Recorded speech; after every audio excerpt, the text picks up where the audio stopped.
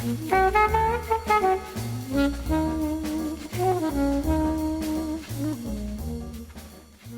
bull þetta? Ætluðu við ekki að hafa Gangsta's Paradise? Pinkjans Paradise? Það enda rétt. Henta eins á það? Byrjunna bara? Nei. Eða ekki? Nei, það ætlum við ekki að gera. Pinkjans Paradise. En á sama tíma náttúrulega, vottum við honum virðingu okkar. Já, Kúljó, fjall frá.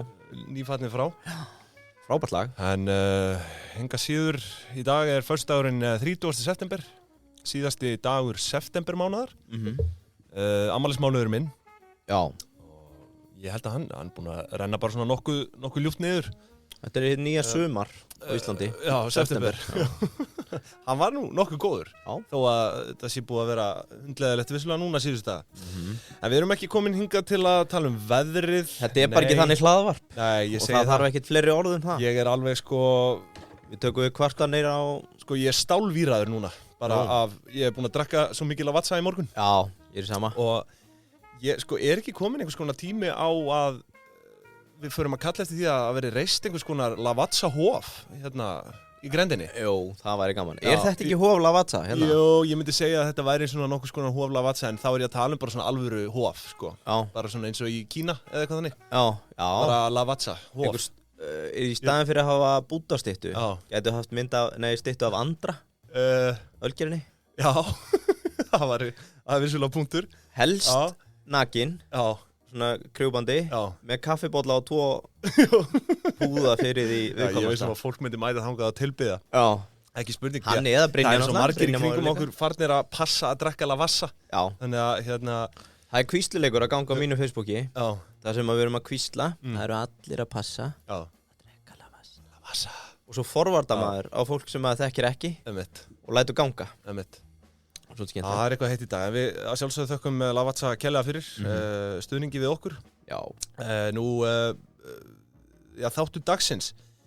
Já sko, skulum kannski bara byrja á því að ræða, það eru stóri hlutir í gangi hjá Pinginu þessa dagana. Og bara í dag, það er fréttabréf, fyrsta fréttabréf fyrir Pingju bandalags meðlimi. Já, þetta heitir Pingju bandalagið. Já, Pingju bandalagið og hérna við að sjálfsögðu hvetjum ykkur til að fara inn á pingja.is og skrá ykkur þar. Fyrsta bréf ætti að koma í dag, föstudaginn, seinnipartinn, ef allt gengur eftir. Já, annars er það bara hvað, á laugardagsmorgun? Já, en við gerum fastlega ráð fyrir að senda hann út á föstudögum. Akkurat. En hérna, ég vil henda shoutout á Sigga, okkar mann, Siggi hjá Arcade sem er búinn að vera að hjálpa okkur. Hann er gjörsamur, hann er bara meistari í svona bara postlistum og öllu bara svona stafrænni markaðsendingu, sko. Ég held ég væri segur í þessu. Já, nei. Að dundur út postum og svona. Já. Ég var að hugsa með þennan gæja. Hann nýtist einhver startupi. Hann á bara að vera í svona operationu sem er svona 10 til, ekki 10. Hann á að vera svona 80 til 200.000 manna postlistum. Hann á að vera, sem sérstakur ráðgjafi núna hjá fjarskiptafyrirtækjunum. Bland, Heimkaup. Þetta er mastermind í postlistadæmi. Postlistandir eru komin inn hot og Siggi hjá, þið getur farið inn á arcade.is. Þá er þetta maðurinn sem þið viljið tala við. Já, bara alls konar stafrænum markaðsendingum, sko. Gæinn er guð á þessu sviði. En við verðum náttúrulega... Því að góðu listi er gullsígildi. En ég held að séu ansi margir sem fara á misviða hvernig þú býr til verðmæti úr þessu. Þegar þú sendir sama postin á alla viðskiptavinni. Versus það sem hann er að gera, svona segmentation og... Ekki segja A frá B, segðu B frá B, A frá A, A plus B er Siggi í Arcade. Já, þetta er nefnilega hellingspæling á bakvið þetta. Já, hann segur, helviti segur. Hann er með það á lokki. Já. Þessi listi þetta fréttabréf sem við verðum með, það mun kenna ýmissa grasa þar. Já. Við erum örugglega komin með svona 12 liði á blað sem að við munum bara svona dreifa á milli vikna, sko. Já, akkurat. En við verðum með til dæmis í fréttabréfi dagsins, þá verður þú nú með hérna Úr vasa auðmannsins. Já. Eða handbók auðmannsins.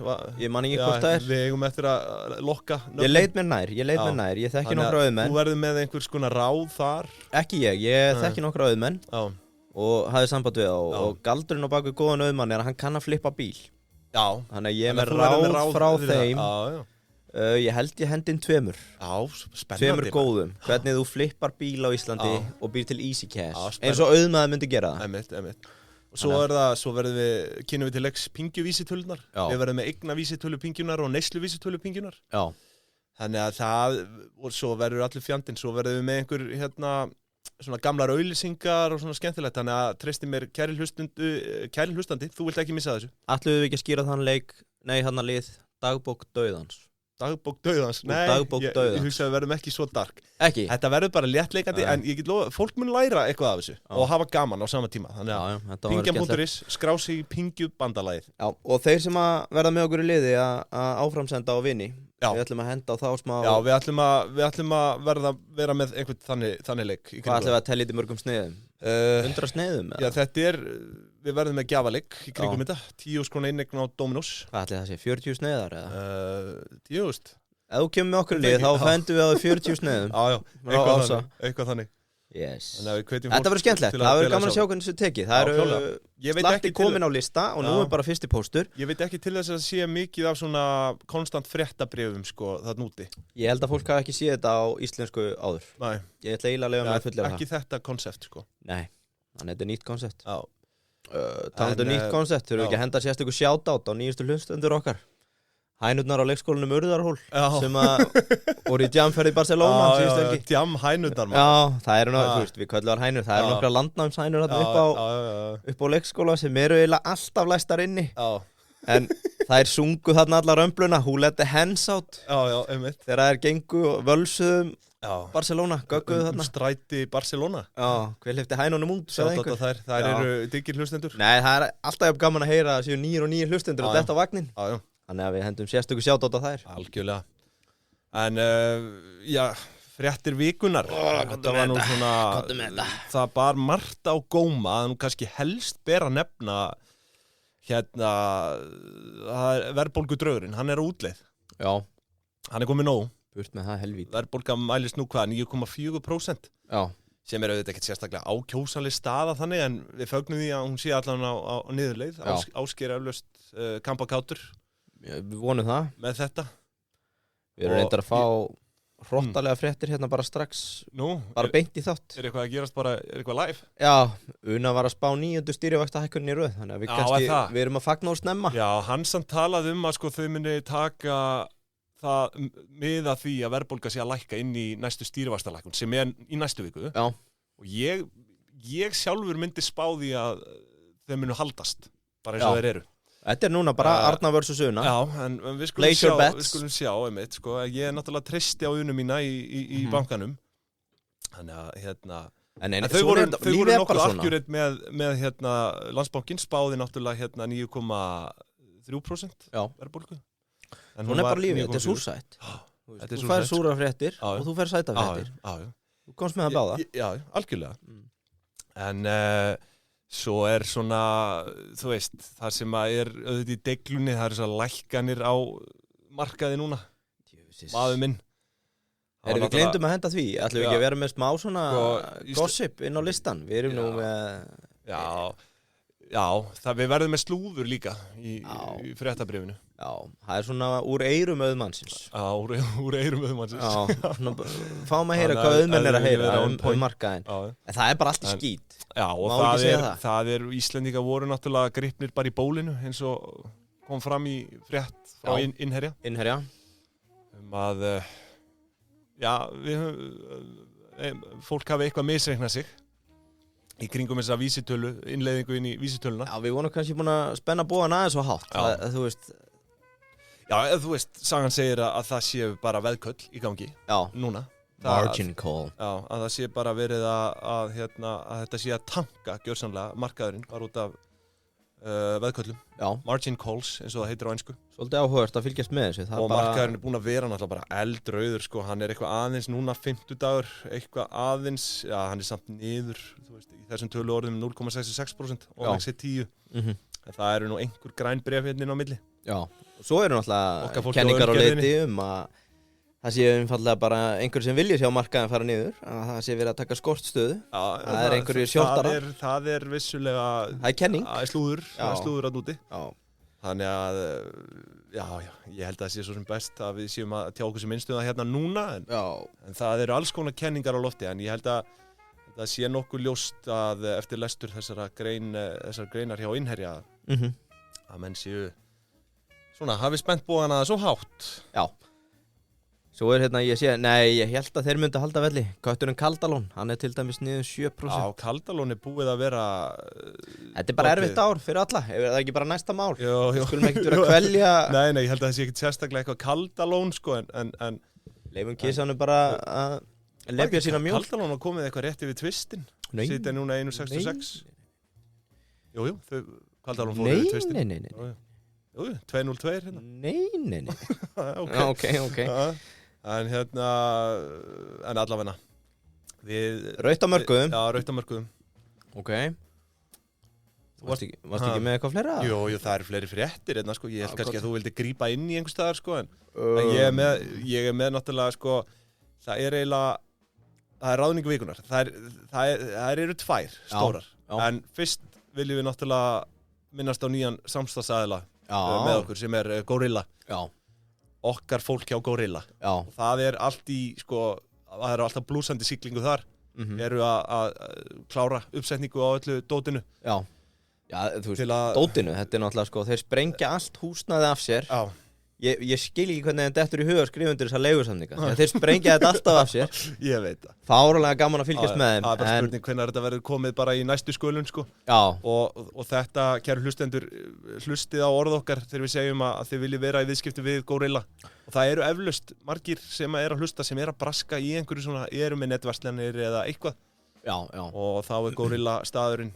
Já, akkurat. Við viljum ekki fara að geyma þetta heima hjá okkur. Nei, fólk er líka svona að læra. Þetta er Gorilla vöruhús. Já. Bara þannig að fólk áttur sig á því. Þeir eru ekki að selja górillur. Nei, einmitt. Já, það var eitthvað miskilningur. Já, þetta er vöruhús og ég hef notað þetta. Þannig ég get bara, ég myndi vaða eld og brennistein fyrir þessa lausn. Ef ég væri núna með vefverslun að undirbúa sölu á einhverju fyrir næstu jól, sem er hvað, það er innan við 90 dagar í jólin, þá væri ég núna að fá tilboðið að panta fund með Agli Gorilla ASAP. Og svona í alvörunni, bara sem fyrst. Og bara til að útskýra konseptið, við þurfum að gefa þeim smá rep, því að við gerðum það ekki síðast þetta. Þeir eru bara komin. Fólk er að læra á Gorilla, vöruhús, að þú í staðin fyrir að fara af stað, ég ætla að selja spilum jólin. Það ætla allir að vera ríkir á að selja spilum jólin. Það áttu sig enginn á því að þegar spilið er komið til landsins, þá ertu með gám fyrir fram að þig, sem voru ekki hugmyndum hvað það ætlar að geyma. Ok, fyrsta símtal, hringdi í Egil í Gorilla og drullaði þessum gám inn í Gorilla. Þeir geymir þetta fyrir þig, það er að fyrsta. Númer 2, þegar þú byrjar að selja, þá áttar þið ekki á því að þegar kemur sala inn á Shopify síðunni, að þú þarft actually að delivera þessari vöru. Því að það eru svo margir sem verður bara ríkir í Excel. Ég þarf bara að selja þetta. Hugsa ekkert út í hvað ætla ég að geyma þetta, hvernig ætla ég að koma þessu. Já, og þetta er fulfillmentið. Og það er þetta sem þeir lesa líka. Þeir tengjast vefsíðunni. Þannig leið og kemur pöntun, þá fá þeir svona ding! Og einhver starfsmaður hjá þeim förum hérna inn í vöruhús, sækjum pakkana Sarnars, pökkum honum, setjum í næstu sendingu og þetta fer út. Þetta er bara heimsend. Og þeir eru meira sér konum með heildsölulaust, þannig að þú ert að fylla á í bónus eða einhverja búðir, þá getur þú bara panta hjá þeim. Það er að shipa hérna. Þetta er brilljant, sko. Já, þannig að við munum kynna ykkur aðeins meira fyrir þeim á næstunni, en bara fyrir fólk sem er að fara að selja eitthvað jólin, heyriði þeim núna. Takiði fundinn og sparið ykkur fáránlegan tíma á kostnað jólin. Yes, sir. Í bulli. Yes, sir. Yes. En herðu, þá er það hérna ráðningu vikunar. Hún er tvískipt. Það er náttúrulega annars vegar... P.S. Banani. Það er Yngvi... Já, ertu við hann? Ég sá þetta bara í gær, það var allir að flagga. Það hafa mikið verið að ráða, sko, í vikunni. Já. Einmitt, hann ráðin til Banana. Já, ég sá þetta bara, þetta er... Ég las fyrst, sko, ráðin til Bana. Já. Þú veist, bara eins og hann hafi verið bara myrtur hreinlega, sko. Já, þannig. Já. En... Þú veist, þetta bara kom hérna, það voru 5 fréttir í röð. Pétur ráðin til Bana. Ég var í rauninni ekki með það á blaði, þó við óskum honum að sjálfsögðu til hamingju með það. Já, það er náttúrulega kauphallarráðning, það er Yngvi Halldórsson, sem er náttúrulega nafniðinn með Ypsilon, diggur pingjuaðdáandi. Já, ég held það. Bara eiginlega frá degi 1. Já, hann var illa sáttur þegar ég gekk út úr sín. Já. Því að þá sagði ég, nú ert þú Kingvi. Já. Þú verður að bera það nafn með rentu. Já. Og hann er loksins kominn í hásætið. Hann er kominn í stólinn og við óskum honum að sjálfsögðu. Aðalsefinn í sín, það er ágætt. Já, og svo er hérna önnur ráðning. Það er fellow podcastari, Solrún D. Ego. Já. Hún hefur verið ráðin hérna markastjóri Bíum og Von. sem eru barnafattaverslanir, eru með sama eignarhald. Að sjálfsögðu óskum við henni til hamingju með það, en sko en aðeins til að fara inn á þetta barnamódel, sko, barnafattamódel og þetta sem við höfum alltaf Það væri bara gaman að nýjir hlustendur endilega hlustið á þættin okkar barnafötuverslanina, barnafattaverslanina. Já, ég tók eftir gjafaleik sem B&B var með bara á dögunum, ég held bara helgina. Já. Hvort að hún hafi staðið að því sem fyrsta verkefni eða eitthvað, en það var allavega success, því að sko fólk alveg gjörsamlega vitlaust í þetta dót. Já. Hvað heldur að verið kommentað oft? Nú var einhver svona like-leikur eða? Já, eitthvað svona kommentaðu eða svona takkaðu vin eða Já, ég elska þessu leiki. Þeir svinnvirka. Allir markaðsérfræðingar landsins, þetta er ekki neitt value. Þetta svinnvirka, sko. Hvað heldur að verið kommentað oft? Það var sko, þetta var nokkuð veglegu gjafalegur, 100.000 kall, sko. 1100 sinnum? Nei, 30.000 sinnum. Shit. Já, takk fyrir pent. Og já, við tókum nú fyrir Petit í ásendingaþættinum okkar, ekki fyrir svo lengu. Nú man ég ekki hvort þú hafið tekið B&B Nei, jú, ég kom inn á, við fórum með B&B það var stofnað 2014, ef maður rétt. Ég tók eftir að Bjarni Þór Viðarsson, Bróðir landsliðsþjálfara? Bróðir landsliðsþjálfara og fyrir fótboltamaður, hann var með eignarhald í því. Nú, ok. Já. Við tókum samt ekki Von sem eru Nei, Von, það eru Eyrún og Olga. Já, en Von náttúrulega keypti B&B núna á árinu. Já, þetta er óvenilegt. Þær eru held ég að býta stærri bita en þær eru. Alvöru acquisition, sko, því að ég held að, sko, B&B hafa verið að velta talsvert meiru, sko. Ætli að maður ekki kalla þetta öfugan samruna? Já, það náttúrulega hugtak í fjármálafræðunum, en sko þetta eru náttúrulega svakalega veltutölur í þessum litlu barnabúðum, þetta eru yfirleitt bara ein verslun og svo netverslun. Petit náttúrulega var með einhverjar 300 milljónir tæpar, eitthvað í kringu það. Já. B&B 180 milljónir. Já, býtu, Von var, ástæðan fyrir tóku það ekki inn, var út af því að þau voru undir 100. Já, ég held að Von hafi verið að velta 50 milljónum. 2020, það ekki komið 2021 ársengum. Kannski að vitleisa hjá mér að segja að þau hafi verið að velta minna, kannski fóru þau yfir 180 milljónir 2021. Já, vantar náttúrulega reikninga inn, en já, þetta er rétt. En þær virðast klálega að vera að býta stærri bita, það er bara flott, geggja. Og nú eru þær konar með Solveig Diego í liðmessið, sem er nokkuð stór ráðning, myndi ég segja, og bara óskum henni kærlega til hamingju með það. Ertu ekki að gleyma annarri stóri ráðningu? Jú, gæti verið. Nýr framkvæmdastjóri Krónar, Guðrún Aðalsteinsdóttir. Nei, var það ekki síðustu viku? Aha. Nei, fyrir 2 dögum. Nú er það? Já. 27. Já, herðu. Þetta er stór ráðningavika. Já, þú veist, ég tók allavega kauphallar og svo, bara Solon Diego, þetta er bara einn stærsta social media fígur á Íslandi. Kallar hana fígur? Þú veist, hvað meinar fígur? Þú veist hvað ég meina? Hvað útskýrið þetta? Fígura, þetta er bara áhrifavaldur á Íslandi. Já, það er rétt, þetta er legend. Ég bara, þú veist, ég dýrka hana, ekkert svona, sko. Ég meina, ég hef gefið móður minni báðar hennar bækur sem hún hefur gefið út og ég er mikill aðdáandi. Já, hún er entrepreneur. Já, bara klálega. 100%. Þetta er alveg entrepreneur blóð þarna. Sem ég man og ég er nú reyndar með dálítið skemmtilega umfjöllun einmitt af síðu sem heitir entrepreneur.com. Ok. Og svona datt í huga að einhver gæti haft áhuga á því, en það er sem sagt þetta er svona 5 best high return investments. 5 bestu hvað segir maður, 5 bestu fjárfestingar svona hæsta ROI, return on investment, bara voðalega erfitt með að því þetta yfir á íslensku. Arðsemi? Bara ávöxtun á fjárfestingu. Já, ávöxtun á kröfu. Og ég ætla nú svona bara rétt aðeins að slæta í gegnum þetta og ég tók nú eftir því að sko fasteignir eru rosalega vinsælar á þessu lista. Og þetta er bara, eins og ég segi, þetta er entrepreneur.com, þetta er bara gefið út árið 2022. Og nummer 1 á þeim lista er það sem kallast Real Estate Syndications.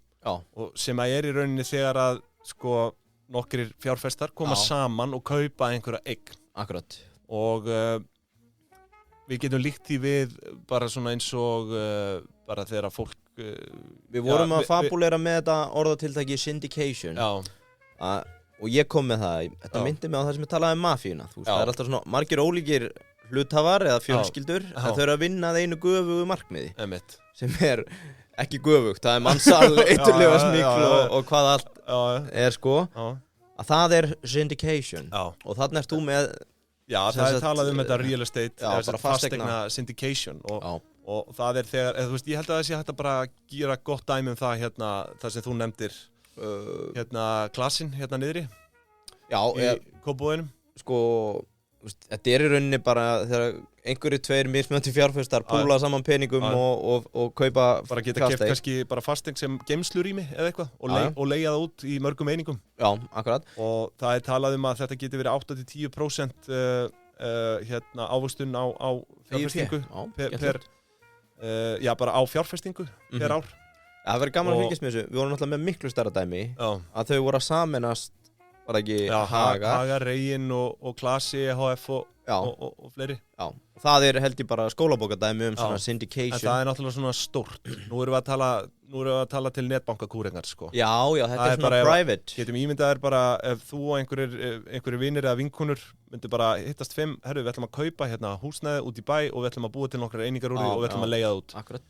Eins og að við náum einhvern tímann að kaupa Seðlabankan í Kópavogi. Ég segi það er loka markmiðið. Þú vil gaman að bjóða bara einhverjum meðlumum pingjubandalagsins að vera með í þeim kaupum. Það væri gaman. Ég veit væri það gaman.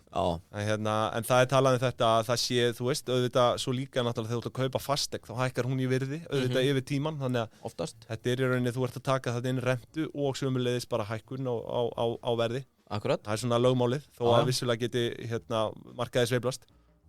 Og það svona kostir og gallar í þessu, það talað um galli sé að það lágmark svona, $50,000 bæinn, eins og þau kalla kaup sem þú þarft að leggja út. Hvað er það, 7 kísukúlur eða? Já, eitthvað í kringu það. Ætli Kaldalón sé ekki bara real estate syndicate eða? Já. Þar grúpuðu menn sér saman til þess að fara í þetta göfuga mark. Það á þeim stóra skala væri það. Þú sér þetta alveg fyrir þér, kötturinn Kaldalón bara að blanda nokkrum kísum sem koma í sama graut. Ringsólum sama volgagrautinn þarna. Akkurat.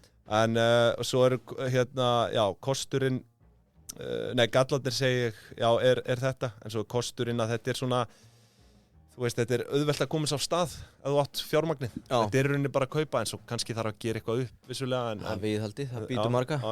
Helvítsviðaldi. Svo númer 2 á listanum, það rental real estate sem bara kaupa fasteign, leigjan út. Bara þú sjálfur. Nefnt einhver tegund? Það bara talað um bara fjölskyldu, bara heimili, multifamily. Fjölbýlishús eða fjöleigna. Við erum meira að tala um í eitt kannski svona atvinnuhúsnæði eða sko. Ok, skilji. Þetta nummer 2? Já, þetta nummer 2 og það verið að tala um að þetta geti skilað á milli 5-10% á ári. Og mig grunar að þessi listi sé svona, hann búinn til út frá ávöxtun versus áhættu. Já, þannig að það tiltölulega lítil áhætta í þessum fjárfestingum. Og þetta það sem margþekkt á Íslandi. Menn kaupa fasteignir og leigja það út og hirða 5-10%. Það væri held ég frekar undarlegt að kaupa þær og leigja þær ekki út. Hvað segirðu? Það væri undarlegt að kaupa þær og leigja þær ekki út. Já, eða þú veist, svo lengi sem að þetta sé ekki þitt eina húsnæði. Akkurat. En svo það nummer 3, það enn og aftur fasteignatengt. Þá talað bara að fara í Real Estate Investment Trust, í bara einhvers konar sjóð. Já, reit. Já, sem að, í rauninni, reit, einmitt, eins og heitir. Og fun fact, reitir, fasteignafélag á Íslandi, nafni kemur úr rate. Ég veit reyndar ekki fyrir hvað ER í lokinstendur. Þetta talað um að þú veist, þessi fyrirtæki geti verið að skila alltaf 5% svona dividend yield, bara arðgreiðslu, 5% per hlut árlega, sem að bara nokkuð solid yield og svo náttúrulega bara hækkar. Hvað var aftur reiknireglan? 6% á 6 árum búið að tvöfalda sig. Var það ekki þannig? Já, nú verður þú að segja mér. Já, ég skal finna þetta. Það talað galla í þessu að þú veist, auðvitað getur þetta sveiflast á mörkuðum eins og hvað annað. Þú veist, fjárfestingin sem slík að þú kaupir í einhverju svona sjóð. Já. Það ekkert sjálfgefið að hann hækki endalaust, sko. En það talað að hann geti borgað í kringum 5% í arðgreiðslur per ári. Akkurat. En svo það númer 4 og ég nú kannski ekki sérstaklega hrifinn að því að vera að setja það hérna, það talað crypto. Nei. Rafmyntir. Já. Og ég held að það sé ráðlegt að skulum mæla með því að fara varlega í þannig fjárfestingar. Sérstaklega í þessu umhverfi. Það náttúrulega bullandi, það er brekka núna í kryptóheiminum. Það eru flestar rafmyntir eru bara komnar ansi nálægt botninum. Þolmörkum. Myndur þú kalla þetta þolmörk? Já, ég veit ekki, ég er bara búin að að lækka mikið undanfarið. Ein pæling. Og já, það hefur mikið verið rætt og ritað þetta Ether Merge. Já, það er núna eitthvað. Það er búið. Og voru ekki flesti spámenn að segja að Ethereum myndi bara spæka eftir það. Hefur það gerst eða þekkir það? Sorry. Ég hef ekki fylgst mikið með því. Nei, það er bara á niðurleið. Ég held að það sé, í hverju stendur Ethereum núna? Ég með þetta í íslenskum 190.000 krónum. Einn Ether, getur það verið? Já, ég held að. Niður 56% síðastlega 6 mánuði. Já, það er þá eitthvað yfir $1,000. Já, 1300. Já. Það er kringu það. Já. En allavegna þá, eins og ég segi, ég veit ekki hvað þau hafa fyrir sér í þessu því að við vitum náttúrulega að gallinn í þessu er klálega bara að þú setur inn, þá getur það bara að lækka 50% á morgun, sko. Er þetta ekki bara einhver svona ákvörðun tekin að ritstjórn? Bara, heyrðu við skrifum hérna grein og erum bara með mesta no-brainer dæmi, 5 fasteigna leiðir. Það lesið enginn af... Hér er talað að þetta sé 4. arðbærasta leiðin ef þú veist, fá háa ávöxtun. En eins og ég segi, mig grunar að þetta, hér er verið að tala áhættu versus fjárfestingu, sko. Áhættu versus ávöxtun. Og þar er klálega, þú veist, fasteignirnar, það er alltaf talað að setja bara peningin í steypu, það er bara örgast og þú getur verið að hali nokkuð solid 5-10% bara á því álega ef þú átt fjármagnið. En þú veist, cryptocurrency, þetta er auðvitað sko, kostunum við það er að þú kemst mjög einfallega að þessu. Þú veist, þetta er orðið bara, þú nærði eitt app og þú getur keypt þess vegna fyrir 10 krónur, sko. Akkurat. Og þetta er mjög einfalt, en gallinn er augljóslega sá að þú getur tapað þessu öllu bara mjög fljótlega, sko. Það er mjög hátt risk-reward ratio. Já, mjög hátt og sennilega bara eitthvað hæsta sem gerist, sko, fyrir utan kannski kauprétti eða eitthvað álíka, sko. En svo er það númer 5 og það er bara startup. Frumkvöðla bara, hvað myndum við kalla þetta á íslensku, startup, þú veist, þetta er bara svona frumkvöðla starfsemi, bara búa til þitt eigið fyrirtæki. Og en það er náttúrulega, þú veist, það er talað að 90% af öllum startupum, þau feila. Þannig að það er mjög áhættusamt. Tölfræðin vinnur ekki með þér. Nei, akkurat. En vissulega ef að þú kemst í gegn og nærða að byggja farsælt fyrirtæki, þá er það eitthvað sem að getur gefið vel af sér. Gefið þér miklu betur, gefið mjög vel af sér. Við minni líka, ég geti þurft að fletta þessu upp. Þetta er ekkert svakalega óábyrgt. En tölfræðin er sem allir þekkja 9/10 frá hausinn. Svo er tölfræðin ekkert eitthvað mikið betri fyrir second time founders. Þannig að ferð á hausinn, segir bara, heyrðu, ég læriði hellinga þessu, ferð aftur á stað. Ég held að sé samt 85% fyrir samt aftur á hausinn. Það er svakaleg tölfræði. Já, en hugsaði síðan þá sem að halda áfram. Davíð Smitten. Já. Sko, ég ætla ekki að segja að þetta hafa orðið gjaldþrota eða eitthvað sem var með. Nei, bara var hugmynd sem gekk ekki upp. Örgulega bara skólabókadæmi yfir það hvernig hún keyrir á hugmyndirnar, gengur bara ekki upp. Ég held gott ef þetta hefði ekki verið fjórða. Förum bara yfir það með honum. Já, að Watchbox og Blendin og allavega það. Og þú veist, og núna er bara, það er alltaf gangu upp. Hann hoppar að kæti, sko. Hann valhoppar. Hann valhoppar, sko. Hann er hættur að hoppa. En þannig að það er talað um startup og það er talað sko að þetta sé auðvitað svona mikið upside í því ef það gengur vel. Og það er tekið hérna dæmi Peter Thiel sem að setur $500,000 í Facebook árið 2004. Hann er tekið sér sérstakt dæmi, þú veist, hann náttúrulega er ekki founder af Facebook, en hann er bara einn af þessum allra fyrstu sem að hafa trú á verkefninu. Hann var náttúrulega lótaður út í hann seldi PayPal rétt eftir. En Peter Thiel verður einhvers konar starfsmaður í Facebook vissulega. Kaupir sig inn á mjög early stage og verður einhvers konar starfsmaður Og en já, svo talað gallan að þetta bara bullandi, þetta rosalega áhætta að setja peningin í þitt eigið startup og við vitum það alveg. Þetta alltaf meiri áhætta hér annar staðar og minni sumstaðar en það ágætis líkur að þú gladir öllu. Já, akkurat. En eins og með hennan Peter Thiel, sko. Það efni mjög áhugaverðan þátt að við tökum hann fyrir, sko. Það sjefi, sko. Hann selur samt, sko, hann var grein sem ég las að hann í rauninni seldi 2012 í IPO-inu. Þá seldi hann bara mestan hluti sinn fyrir $20 per sér, sko. Já, hann losaði öll í. Já, og 2017 var þetta komið upp í, 5 ára setna var þetta komið upp í $180, sko. Já, en hann græddi samt haug. Já, græddi alveg heilan haug, sko. Ég held að þetta hafi verið $400 milljónir sem hann nettaði sem að 800 x á bara frekar stuttum tíma, sko. Já. 2012 þetta er á 8 árum við tökum því alla daga, sko. Já. En já, þetta var svona smá móli frá mér. Þú ert með milljónamæring vikunar, eða ekki? Sko, kannski ég nú eiginlega með 2. Réttast að koma inn á áður en að við förum inn á það. Þá eru það sjálfsögðu aukakrónurnar hjá Landsbankanum og ég sko, þar hættur þú náttúrulega aldrei að græða. Nei. Og ég kom með díl vikunar núna, eins og ég var með í síðustu viku. Já. Það er 3% hjá Betra Bak. Já. Og nýtt rúm náttúrulega, við vitum það, það getur verið stór fjárfesting. En ef þú ert með aukakrónurnar, þá ertu náttúrulega kroppað að því. Þannig að ég bara mæli með að fólk kíkja á aukakrónur Landsbankans, getur skráð á netinu og í appinu og þarf ekki einu svona að vera viðskiptavinur Landsbankans, þó að við sjálfsögum mælum með því auðvitað. Nei, ég meina þú getur bara sótt kortið. Ég segi það. Það er bara ekkert vandamál í raun. Rúm eru líka ekkert ódýr, þannig að 3% af 150-200 konar fjárfestingu þarna. Þetta er bara hádegisverður út vikuna, sko. Já, þetta er bara fín jólagjöf handa frúnni. Já, svo er það líka. Já, þú ert að safna í djöfull. Sú mun fá flotta jólagjöf í ár, maður. Það verður eitthvað svakalegt. Það menn að slá sig með aukakrónur. Já. En Landsbankinn, við hvetjum ykkur til að kíkja þar inn á aukakrónur. Ég ætla að vefja gjöfunin í svona Landsbankafána sem ég ætla að stela fá lánaðan hjá Hirti. Kæra þakki Landsbankinn. Nú, þú ert með milljónamæring vikunar. Hver er það? Hver er það?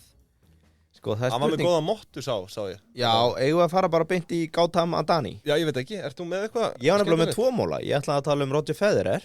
Já, það er kannski spurning hvort þú viljið bara geyma þennan milljónamæringu vikunar þangað til næst. Já, þú veist, hann á ekkert gott skilið þannig, sko. Nei, er þetta... Já, auðvitað á hann fullt gott skilið. Er þetta hugsjónamaður sem hlæri helvítið, eða? Já, við getur kvötta þetta út. Ég nefnilega, sko, hann er ekki jafn slæmur og við létum hann líta út síðast. Já. Hann er búinn að fjárfesta heilan haug í grænum orkugjöfum. Við vorum hérna... Hver þá? Gautam Adani. Já, ok. Já, hann er ekki alls slæmur. Ég skal taka hann bara næst. Hann er búinn að tanka. Hann tapaði 7 biljónum 7 milljörðum bandaríkjadollar síðastliðna viku. Þannig að hann er ekki lengur á topp 10. Ok. Heyrðu, þá ætla ég að taka Roger Federer. Já, og það er mjög áhugavert. Já. Það er mjög áhugavert dæmi, sko. Og sko, hann lagði spaðan nýverið á hilluna. Já. Ekki talað um það í tennis. Hann leggur spaðan á hilluna. Jó, það var allur tennisheimurinn bara grátandi yfir þessu. Já. Alveg í mólum. Já. Og hann er, án þess að ég dreipi eitthvað allt of mikið á því, bara eitt sigursælasti tennisspilari allra tíma. 8 Wimbledon, 6 Australian Open. Hún að vinna franska, bandariska, örugglega breska, egypska, bara nefndu það. Yfir 20 Grand Slam og augljóslega lifandi legund, sko. Það þarf ekkert að fetta fingur með það. En ástæðan fyrir að ég hendi Svissanum blað er að hann er með ansi gott rekord utanvallar. Og í rauninni, sko, fyrir utan peningana eða velgengdina, þá er hann búinn að skáka 2 öðrum sem voru taldnir vera frægustu Svissarnir. Þegar þú hugsa um Svissland, hver er frægasti maður sem kemur frá Sviss? Bara Shaqiri hjá fótboltamaður. Sittir þú Shaqiri? Já, ég myndi örugglega setja það. Nei, ég veit ekki. Þú veist, hvað maður kemur frá Sviss? Já, það er nú talað um hérna að hann hafi skákað... Það er náttúrulega landauðmannsinn, sko. Já, það var nú, ég var nú reyndar ekki að tala um hérna, eitthvað sérstakann einstakling bara... Nei, en sko, það fylgdi þarna fréttinni. Það voru Albert Einstein og William Tell sem voru frægustu svisslendingarnir. Albert Einstein? Var hann ekki Austurríkis maður eða? Þetta getur ekki verið að eiga sér stað þetta núna sko. Þú veist, ég fact-checkaði þetta ekki sjálfur sko. Viltu meina Albert Einstein sé svo Sviss? Já, það fylgdi fréttinni að hann væri orðin stærra nafn fyrir Svisslendinga heldur en Albert Einstein. En það stendur samt að hann sé German born sko. Þetta óábyrgt, hann var náttúrulega sko bandarískur ríkisborgari einhvern tíman í seinni heimsstyrjöldinni. Já, við þurfum að fá sko, alveg að nú er ég með þetta. Hann er fæddur í Þýskalandi en flutti til Sviss 1895. Forsaking his German citizenship, says that. Já, þannig að hann er frægast í Sviss. Hann er fæddur 79, þannig að hann er 16 ára þegar hann flyttir til Sviss. Var ekki reglan að þú gerði þetta fyrir 1900, þá varstu automatically Svisslendingur. Ég er að fokka. Burt með þetta átt að vera lítill móli. En annað með Federer, hann er oft nefndur greatest of all time. Og veistu hvað kynslóðin okkar kalla það í dag? Goat. Geitin. Já. Þaðan kemur það, greatest of all time. Ok, rúlum aðeins yfir kauða. Hann er komin í hóp 7 annara sem hafa náð að þéna yfir 1 miljard bandaríkjadollara sem íþróttamaður. Það er stórmerkilegar upplýsingar. Ég hefði haldið að það væri fleiri miljardar mæringar í bandaríkjadollarum. Nei, sko, og þá er ég bara að tala um það eru teknar heildartekjur af ferlinu. Já, ég veit það, það hefur engin... Skilur þú hvað er að fara? Ég held að það hefur engin farið yfir 1 bandaríkjadollara bara á íþróttunum einum og sér, sko. Nei, en það er talið saman og ég er með báðatölur. En viltu eitthvað giska hverjir aðrir eru líklegir? Ég held að, fólk að hugsa með. Ég skal segja, tveir úr fótbolta. Michael Jordan, ekki? Nei, skal ekki veða 2 úr fótbolta? Giska þá? Já, Cristiano Ronaldo. Já. Og Lionel. Já, nei, það. Lionel. Er hann yfir 1 B? Messi. Ok. Einn og hverju? Ég held að það sé Shaq O'Neal. Nei. LeBron. Shaq er samt orðið moldríkur eftir. Hann fór í alls konar franchise fjárfestingar. Já, LeBron, auðvitað. Ég bara veit svo lítið körfubolta. Sorry, einn boksari. Ég veit að fólk gaman að þessu. Ekki Tyson. Það er ekki Tyson. Floyd, þetta er Floyd. Já, Mayweather. Floyd Money Mayweather. Og svo 2 gólvarar. Já, þar veit ég ekki. Tiger Woods allavega. Og... Þetta er gaman, ég er gaman að þessu. Hver annar? Philly fucking... Já, Phil Mickelson. Já. Ég ætla að segja Ernie Els. Ég verð að segja samt, sko, af þessum lista. Þetta er nú svona allt fyrir eitthvað spennandi karakterar og eitthvað. Ég vil á Phil Mickelson ekkert skilja að vera. Er engin kona þarna? Nei. Er ekki Serena Williams eitthvað? Jú, komdu bara með bita það í næsta þætti. Við ætlum ekki að fara að rjúfa dagskrá hérna. Heyrðu, Federer. Hún er ekki nema 250 miljón. Já, Federer er búinn að þéna bara úr tournament earnings 129 miljón bandaríkjadollara. Það er ekki meira en það. Frá 1998 til 2022. En hann er bara í topp 3 þar. Hann er ekki highest earning. Djokovic og Nadal eru báðir búin að vera með hærri tekjur af sjálfum ferlinu. Það er í rauninni ótrúlegt að þessi 3 menn séu upp á sama tíma. Já, það er magnað. Það er stórmagnað. Ég held að þetta bara gerist valla, sko, í heimum íþróttana. Hann hins vegar reiki þá eins og einhverja vindla titta þegar kemur á utanvallatekjum. Og hann er með meira... Klári í fjárfestingum. Já, í rauninni. Hann er með meira en þeir báðu til samans í off the court earnings. Og hann er nefnilega búinn að vera nokkuð segur í fjárfestingum. Og þú veist, ég nenni ekki að vera að dreipa eitthvað mikið. Það eru svona 3 helstu punktar. Hann áttaði sig mjög snemma á sínu vörumerki að hann væri í high-end íþrótt, væri með svona high-end crowd sem fílar hann. Gómurinn er ekkert mikið að horfa á tennis. Þetta er svona meira posh að fara á Wimbledon og eitthvað. Hann er svona bara búinn að rúlla upp með Rolex, Credit Suisse, það er ekkert, segir maður ekki Swiss, Credit Suisse. Það er ekkert margir með banka sem að nenn að sponsa þig. Mercedes, Lind, sem er súkkulaðimerki, held ég frá Swiss. Væntanlega Swissnest, já. Og svona fleiri, þú veist, og það er tekið dæmi að svona gaurin sem stekkur bara á næsta aur, hann er með McDonald's eða KFC eða eitthvað svona, þú veist, íþróttamaður með... Hann er með high-end. Já, þú veist, íþróttamaður sem stekkur á skyndibittan, það er sellout. En hann nær að velja þetta 2018, þetta telur ansi stóran part í networthinu, þó það lægi fyrir hann og er að nálgast seinni part 2018, þá náði hann að gera $300 million 10 ára samning við Uniqlo, sem er japanskt svona fatamerki. Og þetta var risastórt. 300? Haldið að borga einni mannesku $300 milljónir yfir 10 ár fyrir að klæðast fötum. Já. Þetta minnir mig á það, þegar ég var að hugsa þegar ég sá þetta, mér hefur alltaf langað að halda event þar sem allir eru í svona japanskum kimonos. Ef við höldum einhvern tímann event, þá ætla ég bara að láta kosta 9.900 kallið eitthvað, sem það sem kostar að flytja inn 100 kimono, þannig að allir í pingu eventinum myndu verið í kimono. Það svo nett, sko. Það verður skemmtileg til að þetta því svona í pingubandalaginu, stöndum við öll sem eitt. Klæðumst kimono. Til að ljúka þessu, árið 2019, þetta eiginlega stórkostlegast sagan. Hann á að hafa mist samningi sem við Nike, eitthvað áður. Þeir bara voru ekki að borga nóg, þú ert að vera gamall, þú ert að vera feitur, bla bla bla, þú ert frá Sviss, þú ert ekki nógu góð söluvara í Bandaríkjunum. Aldurs- og fitursfordómar og fitufordómar. Kannski ekki, en allavega, það var svona ákveðnar ástæður að Nike voru ekki að sækja jafn hart að halda honum, að hann bara hættir, eða þú veist, bara ákveður að framlengja ekki, en í staðinn fyrir að fara í einhvern annan sponsor með skó, þá spilaði hann bara áfram í Nike skóm. Og var bara, þetta eru bara þægilegir skór og ég spila vel í þessu, og gerði það í 3 ár. Bara ekki með sjúsponsor. 2019 ger hann samning við ON Holding og ég ekki að tala móðurfélag Orku Náttúrunnar. Nei, þú ert ekki að tala það. Heyrðu, það nú annað, talandi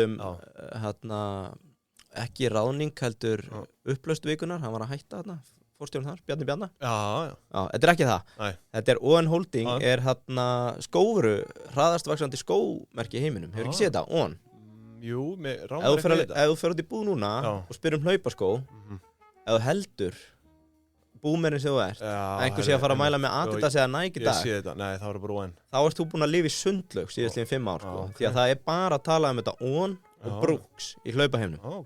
Athyglisvert. Já, hann, sem sagt, gerir svakalega díl við þetta 2019. Hann tekur hluta í cash, hluta í equity. Næli sér í bréf. Eins og ég segi, þetta hraðast vaxandi skófyrirtæki í heiminum, komið í 60 lönd, síðasta market cap, núna í morgun, 11B. Hann kemur inn að díl þegar þetta IPO var á, held ég, $700 milljónum. Ég fann það samt ekki hvað hann á stóran hlut. Þá var market capi $700 milljónum. Já, þegar þetta IPO var. Og þetta alveg samt þetta búið að lækka hérna. Þetta búið að hvað, svona 15-faldast síðan? Já, en sko, ef við tökum year to date á sig, þá er þetta niður 53%. Þú veist, ég vil þetta sniðu því að hann á pottit einhverja, þú veist, hann ber ábyrgð á þessari hækkun sjálfur. Bara hann... Að hluta til, já. Bara hann klæðist þessum skóm, eru þetta bara... Og þetta svissneskt, þetta ON. Það er svolítið magnað að fylgjast með þessu, að ég fór að kaupa með hlaupaskó, bara verður maður ekki að fá sér eitthvað Nike. Nei. Þú verður bara að fara í mælingu og fá þér brúkskó eða ON, það er ekkert Nike í dag. Þetta er bara búið. Heyrðu, þetta var Federer, hann lifir ágætt lífi. Það er samt talið að net worth á honum sé bara $590 million. En það er náttúrulega ekkert vitað hvað hann á af eignum eða öðru. En varst ekki að segja að hann væri yfir 1B? Jú, þénað. Hann er búinn að taka í laun 1 miljard. Skilurðu mig? En þú veist, nú verði ég samt, ég segi náttúrulega, ég sagði Jordan, hann er net worth 1,7B, sko. Já, en það hefur verið að tala að þéna yfir ferilinn. Jordan byrjar að þéna af airshoes og þetta eftir. Það er alveg fleiri íþróttamenn yfir 1B í net worth. Það er það sem ég er að segja. Federer bara net worth 500 og eitthvað. Já, ég skilði þig, sko. En það sem er svolítið ótrúlegt við þær upplýsingar, að það er þá eins og hann sé búinn að brenna 500 milljónum líka bara í eigin neyslu. Þannig að hann er örugglega vel yfir. En nei, þú veist, ég meina sjakkar yfir 1B. Ég held að þegar þú ert komin í þessar upphæðir, þá ertu alltaf að fara að telja það inn í net worthið, því að það er engin að, þú veist, neyslan á þessu stíi er þá bara fjárfesting. Í snekkju, í húsnæði, þú veist, þú ert aldrei að fara að kaupa í matinn. En til að vera skýr, listin gekk sem hann stúta og það eru bara þessi 7 búin að ná þéna meðan þeir eru aktífir. Algjörlega. Jordan varð mogul, on career og svona þegar hann hættir. Já, klálega. En þá er það náttúrulega baka brauð. Já. Alltaf 2 ástæður til að mæta. Það er á kvölds og mótna. Ég vil pítsan góðan maður. Já, og svo ekki sé minnst á krossandið þarna sem við fengum að smakka hjá hann. Ef þú mætir fyrir hádegi. Krossand vínabrauð, þetta er bara best að sé smakkað. Sko, ef þú mætir fyrir hádegi, það var krossand. Svo heldur þú bara kjátt og lappar út. Ef þú mætir hann að kvöldi og pantar á pítsu, það er smá rautt. Já, auðvitað. Bara bladrar. Bladrar út í eitt. Já. Þetta er gamla Lækjarbrekkuhúsið. Neðst á Laugaveginum. Mæli með að kíkja þarna helgar með krakkana. Já. Fínt, sko, svo alltaf fallegt hefur ekki séð hérna hvernig rapparnir hella alltaf einum sopa fyrir látna rappara. Já, einmitt, já. Ég geri það með strákina, við fáum okkur croissant. Verður eitthvað þannig núna að baka helgina. Já, fáum okkur croissant. Svo löpum við niður á hérna tjörn og gefum síðasta bitan til andanna. Einmitt. Out of respect. Já, bara hvetji fólk til að fylgja því. Kiki baka. Þökkum baka kærlega fyrir samstarfið. Nú, já, þetta var skemmtilegu listi hjá þér. En þá spurning hvort að við séum bara tæmdir í dag. Var eitthvað svona fleira sem að bara á góma? Það var dálítið góð fréttavika. Það var allt að gerast. Það var allt að gerast og eins og við höfum oft nefnt áður, kæru hlustendur, þá náum við eðlilega ekki að fara yfir þetta allt saman. Nei, getur það. Bogi Nils náttúrulega talaði fyrir því að Q3 uppgjörið hjá ICR yrði gott, sem náttúrulega fagnaðarefni. Ekki bara ljúga það. Nei, Bogi minn lígur ekki. Nei, það held ég ekki. Hetjan mín. En annars held ég bara að við förum að segja þetta bara gott, held ég. Viljum bara sjálfsögum minna á postlistan, sömulegis Deep Into Pingjan Facebook-hópurinn okkar. Já. Og bara hvetjum ykkur til að vera vakandi. Pingjan.is. Pingjan.is. Skrá sig í Pingjubarnalagið. Kannski eitt hérna lókum. Ljósbrá Baldursdóttir, ráðin forstjóri PFC. Já. Fyrsta konan í 98 ára sögu PFC á Íslandi. Já, þetta var að detta inn bara hérna. Já. Aha. Var ekki komin tími til að þetta tippa veldi. Myndi aðeins. Já, svo ég sammála því. Nei, þetta bara flott. Óskum henni innilega til hamingju með þetta. Varla hún fyrsti forstjóri hjá The Big Four hérna á Íslandi? Kvenkins? Ég þekki það ekki. Nei. En það stóð bara í 98 ára sögu PFC hér á landi. Þannig að þetta var gamalt fyrirtæki. 28 ára. Já, sko. Price Waterhouse. Er þetta í 98 ára sögu á Íslandi? Nei, PFC er ekki búið verið 98 ára á Íslandi. Já, þá þú að fara að hringja í Ólaf Arnarsson, blaðamann á Fréttablaðinu og segja, heyrðu, það stendur hérna hjá þér að hún er fyrsta konan sem gegnir stöðu forstjóri á PFC á Íslandi í 98 ára sögu. Ég heiti Arnar Þór Ólafsson og ég er ósammála þessu. Hvað heitir þetta aftur? Price Waterhouse og Coopers. Já, athyglisvert. Já, til hamingju með það, Ljósbrá. Hamingju, Ljósbrá, og þá bara látum við þessu lokið hérna í dag. Já. Segjum það gott. Já. Verið sæl, munið að taka kvittun. Já, taka kvittun. Góð helgi. Góð helgi.